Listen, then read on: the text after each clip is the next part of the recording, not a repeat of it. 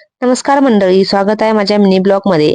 तर आज मस्त असे मसाले वांगे बनवणार होते. त्यासाठी ते वांगे कापून घेतले आहे, थोडं शेंगदाणा पावडर घेतलं आणि थोडे मसाले घेतले होते.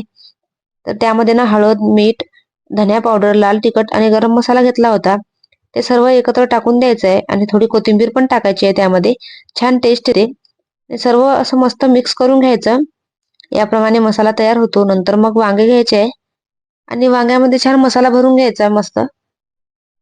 याप्रमाणे मस्त असा मसाला भरून घ्यायचा आहे आणि नंतर मग गॅसवरती कढई ठेवली होती. त्यामध्ये 2 चमच तेल टाकून घेतलं आणि नंतर तेल गरम झाल्यानंतर जिरा मोहरी टाकून घेतली आणि थोडा लसूण टाकून घेतला होता ठेचून. तर लसूण लाल होऊ द्यायचा. नंतर मग कांदा आणि खोबऱ्याचं वाटण टाकून घेतलं आणि छान ते पण परतून घ्यायचं आहे तेल सुटतपर्यंत. नंतर जी भरलेली वांगी होती ना ती वांगी टाकून द्यायची आहे आणि ते पण छान थोडं तेलात होऊ द्यायचे.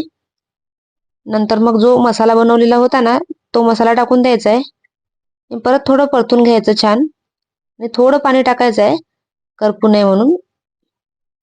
आणि 1 मिनिटासाठी ना असं छान परतून घ्यायचं आणि नंतर वाफ काढून घ्यायची आहे आणि असं काहीसं तेल सुटतं मस्त.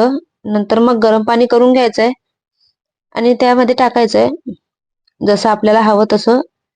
ग्रेव्ही हवी असेल तर ग्रेव्ही किंवा मग घट्ट हवं असेल तर घट्ट. आणि छान 10 ते मिनिटं शिजवून घ्यायचं आहे मस्त झाकण ठेवून. आणि अशी काहीशी भाजी तयार होते. वाव, एकदम मस्त तयार झाली आहे, झणझणीत भाजी तयार झाली आहे. तर कशी वाटली रेसिपी नक्की सांगा. चला तर मग लाईक आणि सबस्क्राईब करायला विसरू नका. भेटूया नेक्स्ट ब्लॉग मध्ये. बाय.